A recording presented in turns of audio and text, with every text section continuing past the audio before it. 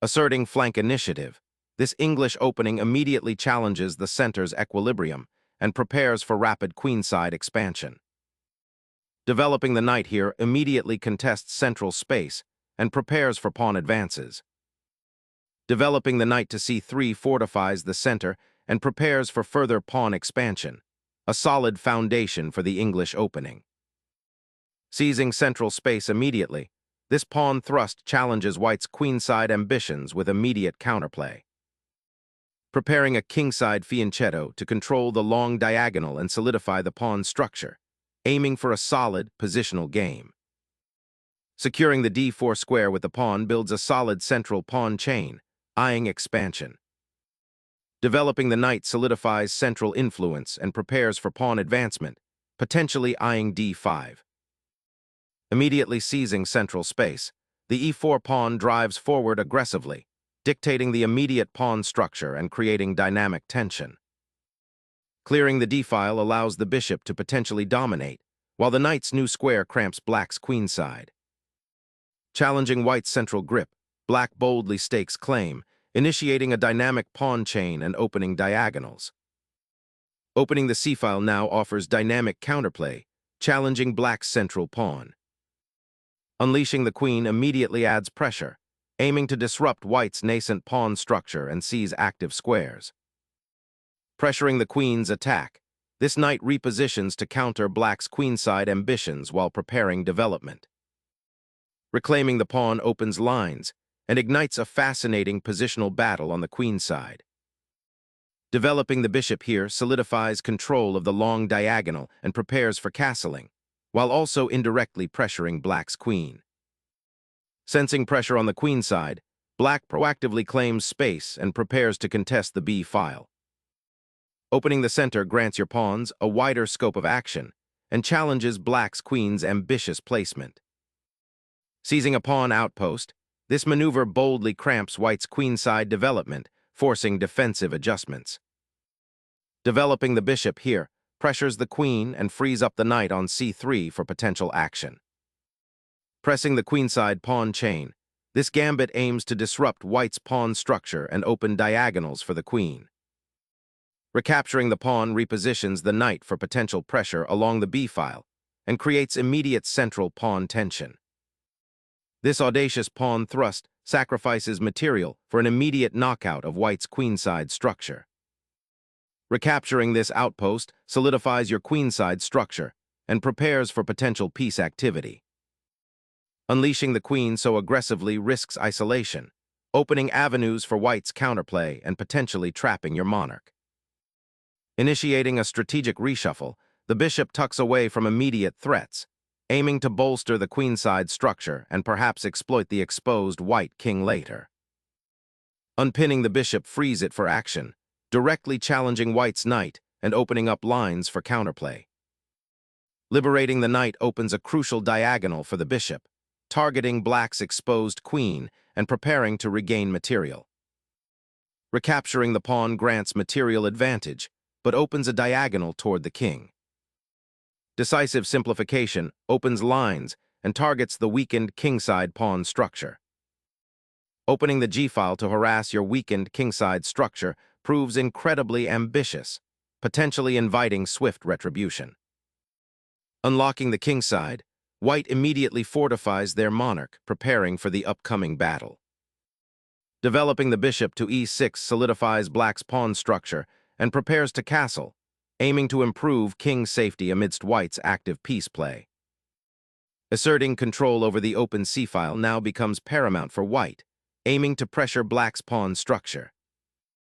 Developing the knight to c6 liberates the bishop and aims to contest central influence, though it does commit the piece early.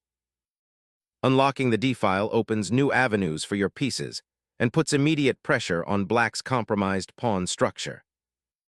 This recapture frees the e-file for your rooks and opens avenues towards White's king. Unleashing the knight aggressively after a pawn sacrifice, White seeks to exploit Black's potentially exposed king and control vital central squares. Black liberates the bishop, threatening the rook and creating a fascinating queenside pawn structure ripe for tactical exploitation. This knight sacrifice unlocks the king's defenses, exposing vulnerabilities that will be exploited. Relinquishing the castled fortress for a mobile, yet exposed king invites immediate king hunt possibilities. Targeting the weak pawn on b7 opens a crucial diagonal for your rook. Unleashing the knight's potential, this maneuver aims to seize control of the crucial central squares. Unleashing the knight to a commanding outpost, this move initiates a fierce assault on black's weakened kingside. The rook now aims to penetrate the weakened queenside and exploit the open file. Asserting queenside control, the knight clears the third rank for future piece advances. Exploiting the weakened queen's side, this move seeks to disrupt white's coordination and secure a more active bishop. Recapturing the knight seizes material and simplifies the position, aiming to exploit black's exposed king. Reclaiming the rook is a sharp tactical choice, opening lines but potentially leaving your king exposed. Reclaiming the sacrificed knight initiates the endgame, aiming to leverage material superiority with active piece play. Unmasking the enemy king's safety is paramount as the open files beckon, promising swift infiltration. Securing the queenside by tying down black's rooks. Securing the passed pawn's advance by potentially activating the rook along the open file. Securing the king's safety becomes paramount with the opponent's bishop now attacking the pawn. Securing the king amidst the chaos, this prepares for the inevitable endgame skirmishes. Securing the passed pawn, white initiates a race toward queenside liquidation and eventual domination of open files. Asserting control over the crucial open file, this maneuver aims to disrupt white's rook coordination. Challenging black's isolated rook, aiming to simplify and capitalize on the endgame's pawn structure. Shifting defense to the kingside, this pawn advance aims to free the rook. Consolidating the rook's power along the open file, forcing a response and limiting black's piece mobility. Shifting the rook here might be a preparatory maneuver for potential piece exchanges, aiming to simplify the position. Finally securing the vital file, white aims to pressure black's isolated pawns and dismantle the weakened king's defenses. Focusing the rook onto the 7th rank opens up critical defensive and offensive possibilities. Securing the 7th rank with this rook redeployment aims to disrupt black's pawn structure and prepare for a kingside assault. Securing your king's safety with a pawn shield becomes paramount as open files loom. Activating the rook to contest the open file is paramount for disrupting black's pawn structure and gaining initiative. This is a passive retreat. An active defense on the 4th rank would be more effective. Solidifying the kingside pawn structure before potentially pushing to expand in the center. Unleashing the knight to c4 seeks to exploit the pinned pawn and potentially disrupt white's coordination. Solidifying the central pawn mass, this move aims to restrict black's piece mobility and prepare for potential king safety maneuvers. Reconnecting pieces with the knight offers a glimmer of activity, but the kingside remains exposed for a pawn sacrifice. This repositioning of the bishop now targets the pawn chain's weakness and prepares to blockade the queenside. Re-establishing a passed pawn threat requires careful maneuvering of the knight. Recognizing the repetition, white offers a temporary reprieve, hoping black will deviate from the drawn-out stalemate. Reasserting central control, the knight seeks to block white's attacking avenues and prepare for eventual counterplay. The bishop retreats, preparing to contest the open central files and avoid further tactical skirmishes. Repositioning the knight here aims to disrupt white's pieces and perhaps exploit the c4 square, but it repeats the position again. The monarch's cautious sidestep prepares for potential future dangers lurking in the central ranks. Repositioning the knight offers a brief respite, eyeing potential infiltration points. Repositioning the rook to the open 4th rank aims to improve its influence and potentially set up a decisive attack on black's isolated pawns. Shifting the rook aggressively to the 3rd rank, aiming to disrupt white's queenside structure and threaten the knight. Reactivating the king's rook creates a dynamic attacking potential on the d-file. a desperado sacrifice to open lines for the rook. Attempting to salvage the endgame, white repositions the rook to a more active square, hoping to disrupt black's control. Repositioning the rook to threaten the c-file's defense offers a new angle of attack. Unleashing the f-pawn finally targets the vulnerable black knight and introduces dynamism into the position. Initiating a daring pawn thrust to reclaim initiative, but sacrificing pawn structure for counterplay. Clearing the path to launch a devastating kingside assault and exploit black's exposed monarch. Knight tucks into its most active square, eyeing the white pawn chain and pressuring the weakened light squares.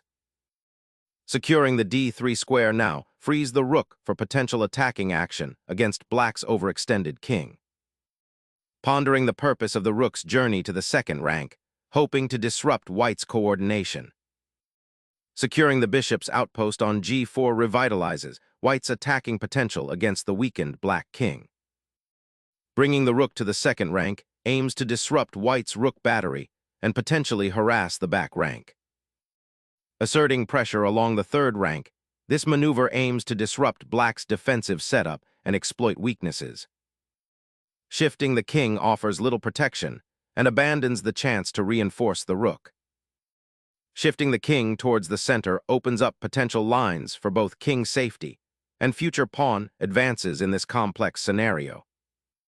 Shifting the knight to attack the pinned rook offers a critical tempo, disrupting white's coordination and threatening further inroads. Focusing on regrouping the rook and preparing to contest the central files for endgame advantage. The knight's repositioning aims to penetrate white's weakened queenside pawn structure. Securing the rook on the seventh rank is a reasonable attempt to regain some dynamic potential after a series of passive maneuvers. Repositioning the knight to d2 allows for a potential recapture on b3, strengthening the pawn structure and preparing for an endgame transition. Re-establishing a defensive outpost on the third rank aims to bolster king's safety and prevent further infiltrations. The knight re-establishes its watchful presence, aiming to disrupt white's pawn structure and probe for weaknesses. Seizing the open file, white prepares to dominate the seventh rank and pressure the black king. Repositioning the knight to d2 aims to fortify the pawn on e4, creating a more solid defensive structure while keeping options open for a future central pawn push. Recapturing the pawn on e5 is crucial. White desperately needs to activate their beleaguered pieces. Sensing a positional trap, the king retreats to safety, preparing for a defensive formation. A timely check that forces the black king into a precarious central position. The king's foray into the open flanks is becoming increasingly precarious with each passing turn. Reshuffling pieces to a better square, this rook now aims to control the open file and pressure the opponent's weakened structure. Repositioning the king to a more active square, aiming to support a potential pawn push or to be more central in the upcoming endgame. Unleashing the bishop toward that exposed monarch offers immediate attacking potential. Asserting pressure on the queen side, black repositions the rook to a more active square, eyeing potential weaknesses. A defensive repositioning, aiming to secure the kingside pawns from further advances and potentially prepare a rook lift. A surprising counterstrike, aiming to disrupt white's king safety and establish an outpost for the knight. The bishop retreats, preparing to support the knight's advance and potentially create threats on the king side. Reactivating pressure on the queen side, aiming to disrupt white's coordination and find weaknesses. This bishop repositions to exert pressure on the pinned knight, aiming to exploit the weakened kingside and prevent further black pawn advancement. The rook's repositioning aims to challenge control of the fourth rank, potentially creating pressure on white's remaining pieces. Shifting the bishop back prepares to contest the central files, potentially launching a renewed kingside attack. Seeking to reignite action, black repositions the rook for a more threatening placement. Pivoting the rook to the back rank to pressure the weakened kingside. Activating the rook on a file that will soon become crucial for attack. Pushing the h-pawn creates a potential weakness on the kingside, but also opens a path for the king if needed later. Consolidating defenses and preparing a counterthrust, the rook now eyes potential activity on the king side. Repositioning the bishop to g2 seeks to re-establish defense on the king side and prepare for potential pawn advances. The black rook endeavors to secure a more active post, potentially targeting the weakened light squares around white's king. Reclaiming the d-file now secures control of the critical open pathway. Threatening to push that rook up the third rank, aiming to squeeze white's defensive structure further. Reinforcing the central outpost and preparing to challenge the black rook. Shifting the rook to patrol the back rank, aiming to prevent any white infiltrations and prepare for a potential endgame scenario. Shifting the king towards the center prepares for a potential pawn push or better king safety as the endgame looms. Reinforcing the central control and preparing to launch an offensive pressure on the d-file, aiming to dismantle white's pawn structure. Protecting that b2 pawn is crucial to prevent a deeper rook infiltration. That knight's hop to b3 might be aiming to disrupt white's rook control on the open file. The recapture opens the d-file, giving the rook new life and posing immediate threats to black's exposed king. Knight sacrifice opens a clear path for the rook to infiltrate the fifth rank and disrupt white's coordination. Repositioning the king allows for better coordination with the remaining pieces. A timely redeployment of the knight, seeking new influence on the king side. Unlocking the h-file for potential king pressure creates new attacking avenues. 70. RB2 gambits the rook to force a potentially decisive king hunt and seize the initiative. Unleashing the rook's power, the white king finds a moment of safety. King's safety becomes paramount as the rook on the 7th rank offers excellent support for a potential final push. Seizing the open d-file to connect rooks and exert pressure on black's isolated pawn is a classic endgame technique. Seeking the shelter of the king, a strategic repositioning to a more secure square for defensive purposes. Pondering the king's safety, the monarch steps out, potentially seeking central influence or bracing for a tactical skirmish ahead.